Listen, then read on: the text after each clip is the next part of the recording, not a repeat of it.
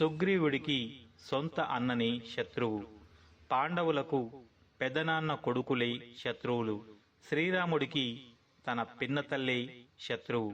మన రామాయణ మహాభారత చరిత్రే చెబుతోంది మన సొంత వారే మనకు శత్రువులు అని. అందుకే మన అనుకున్న వారితో కాస్త జాగ్రత్తగా ఉండాలి అని చెప్పకనే చెప్పారు మిత్రమా. కష్టపడి బ్రతికే వాళ్లకి ఒకరి సొమ్ము తినాలని ఎప్పుడూ అనిపించదు.